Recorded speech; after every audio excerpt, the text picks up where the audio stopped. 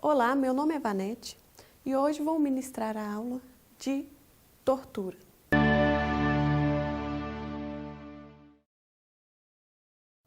Olá, eu sou Isaías de Assis e este é o curso de Direitos Humanos do Grupo Treinar. Inicialmente, vamos abordar qual o conceito de direitos humanos.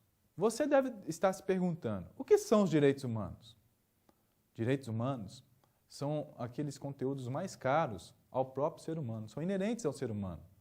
São valores como liberdade de expressão, liberdade de pensamento, o direito à vida. Só que, para entendermos este conteúdo, precisamos retornarmos ao passado.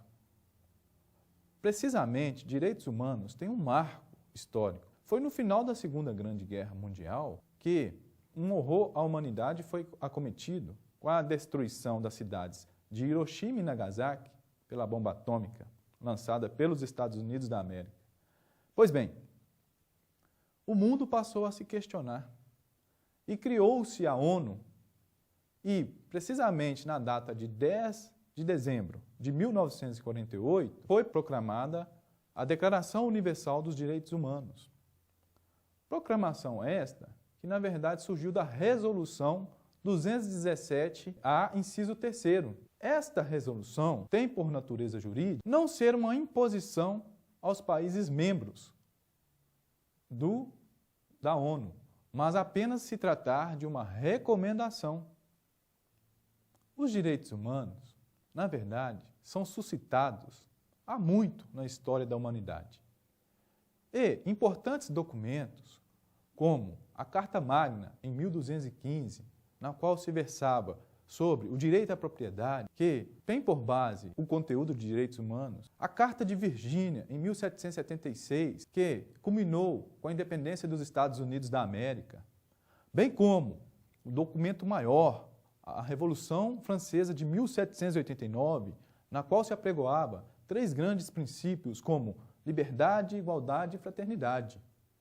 Estes documentos influenciaram filosoficamente a própria edição da DU-DH de 1948, que, os seus 30 artigos, colocaram os principais fundamentos destas revoluções filosóficas. Para entendermos como os direitos humanos são recepcionados nos ordenamentos jurídicos de agora, necessário é que entendamos 2 escolas. Os reis, eles detinham um poder concentrado, um poder sobre a vida e a morte de seus vassalos. Pois bem, nessa época, em 1215, o rei sofreu uma limitação de seus poderes.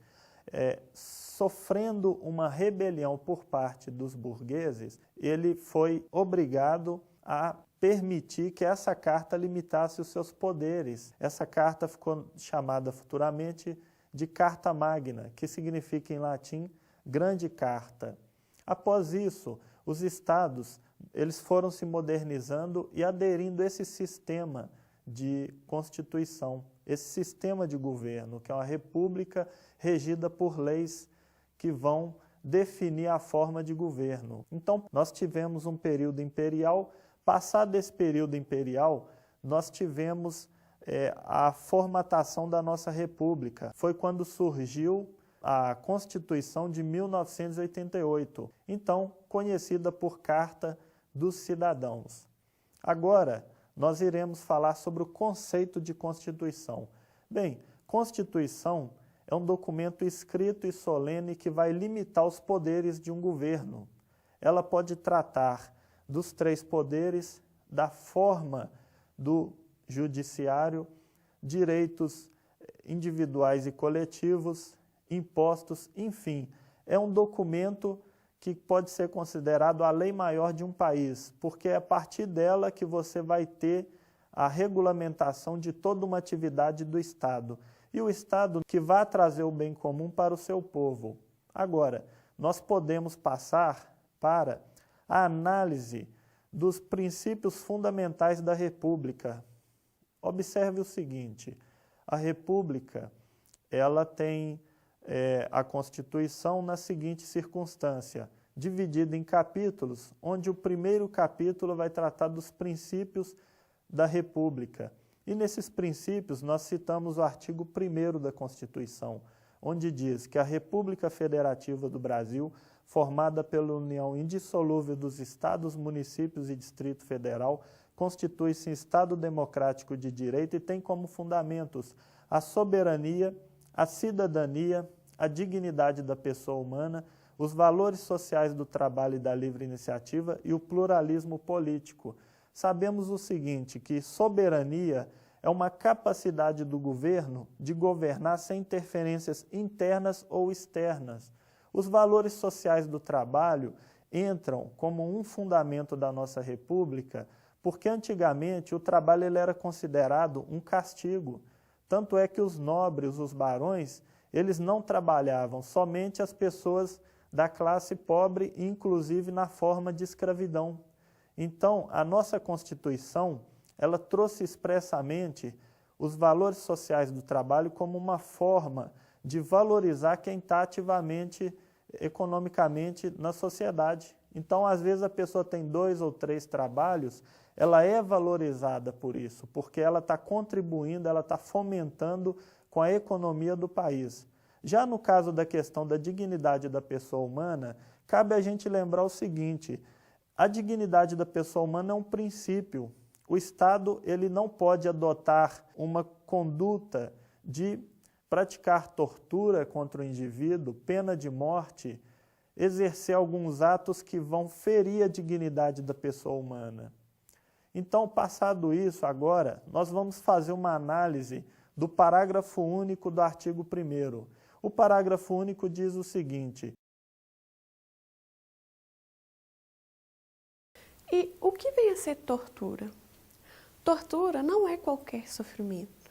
Tortura é quando se impõe a uma pessoa, por meio de violência ou grave ameaça, um sofrimento intenso, seja ele físico ou mental, e com um objetivo, pode ser por preconceito ou por simples crueldade. Para que existe essa lei de tortura?